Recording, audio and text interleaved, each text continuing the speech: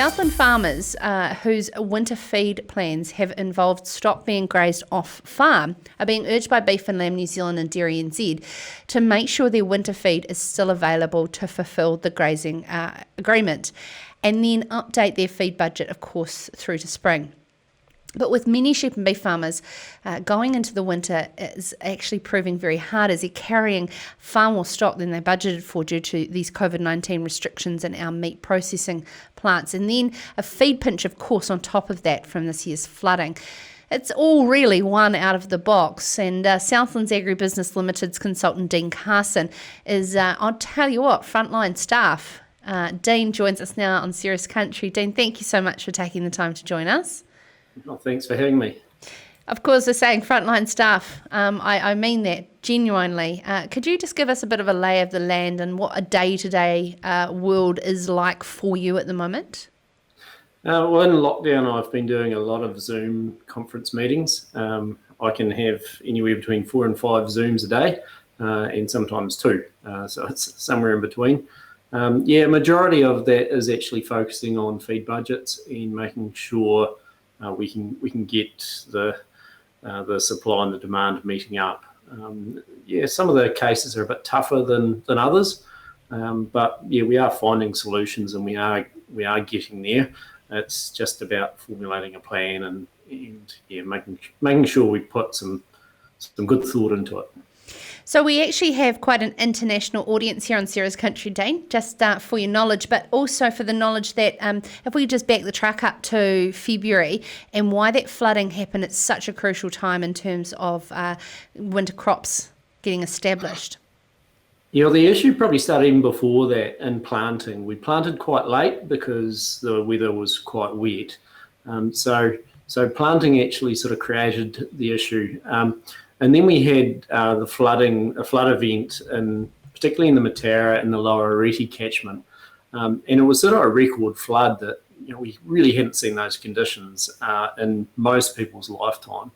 And those low-lying areas close to the Matara and the Areti rivers, a lot of the crops got really well decimated and the chances of them recovering were quite low. So some of the farmers actually had to replant their crops really late in the season, and that's caused a real challenge for some of those farmers to find extra feed when our crops have been behind across the region.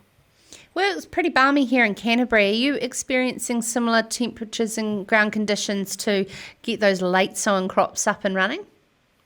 It's warm at the moment. We've had some pretty good weather over the last 2 or 3 days, but I think probably for the last month it hasn't been that great for growing crops. We've had lots of rain, which in some ways we'd love to be able to export some of it up north. Lower Southland has had sort of 40% more than our normal April rainfall, so it's been pretty wet, and that comes on the back of a pretty wet March as well. So it hasn't been easy sort of leading up to winter.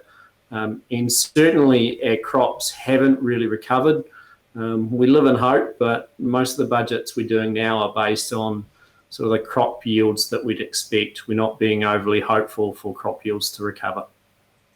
So in dealing with, we're going into, winter grazing situations, that there's contractually a lot of arrangements that you must be dealing with, which could be sort of an interesting situation, can I say, where the feed's just simply not there yet, very hard to find an alternative.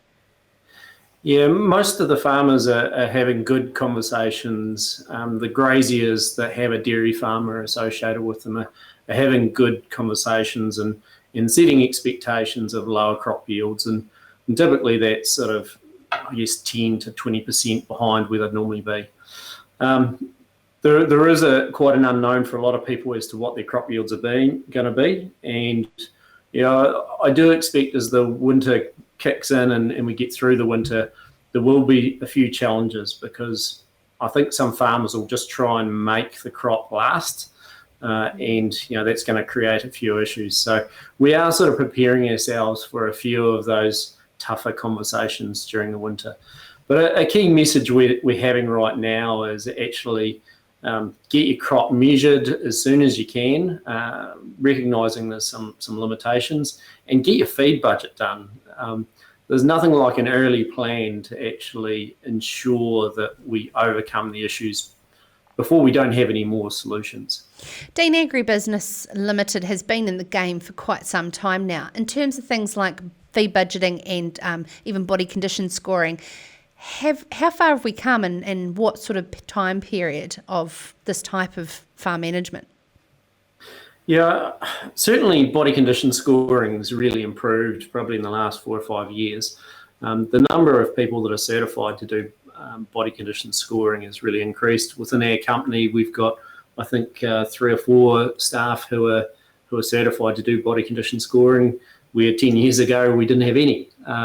So yeah, things have really changed. And, you know, we certainly, I think, quite a bit better at feed budgeting with some of the digital technology than we used to be. Some of the video conferencing actually gives us an opportunity.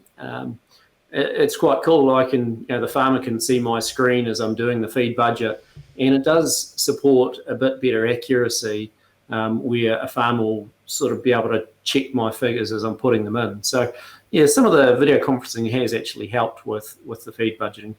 That said, there is a level of uncertainty around some of the feed budgets because we're doing them remotely. We don't actually know what the crop covers are. We're sort of relying on farmer assessments, and same with pasture covers as well. We just don't have that ability to sort of have that second check. So a lot of the feed budgets have a level of uncertainty. And I think we'll sort some of those uncertainties out in the next sort of 3 or 4 weeks, once we sort of get away from lockdown as soon as that happens. Not trying to talk about negatives, but what are some of the extreme situations that you are seeing about placing of stock? I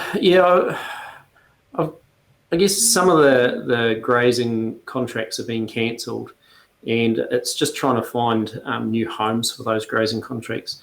I did have one email sent to me the other day that was a number of thousands of animals that were looking for grazing. My eyebrows really raised when I saw that. We think quite a few dairy farmers are going to have 50 odd cows that they're going to have to find some wintering capacity for, and that's going to be quite difficult when crops are down 10 to 20%. So, I think the average farmer is going to have some challenges, and there will be a few extreme cases where they really struggle to meet the needs. Okay, Deane, to finish, we've got some lovely comments coming in, actually. Bruce has said that Dino is right, the south has been tough, just the opposite tough to the North Island. And Andy Muir said, good work, Mr. Carson. Haven't had a frost in Gore this season yet. I'm sure it will happen, though. So, Deane, can you please just wrap us up around, we're going to swing back to how we started. We're talking about vegetable gardening, completely different to the topic, but not at this, not too far away. It's the same sort of thing. You need all the stars to align to make sure you got a good crop. I really struggle with my broccoli this year. Have you got any advice for me? How's your veggie garden been? Very embarrassing this year. I'm normally quite proud of my spuds. I normally like to grow a really good spud crop, but this year the planting, just like a farmer, the planting conditions were not great. So I basically relied on weed potatoes to grow, and my glass house has just been an absolute embarrassment. If veggie garden is a measure of farm consultancy skills, then I'm a bit nervous about my future career. I don't know. I think in terms of broccoli, just make sure it's got plenty of water and plenty of phosphate, and a little bit of nitrogen now and again, and the rest is pretty easy with broccoli. Okay, all right. I will do some reading on that. Thank you so much for taking the time. There's some insightful words there from Deane Carson from Agribusiness in Southland. This is Sarah's Country.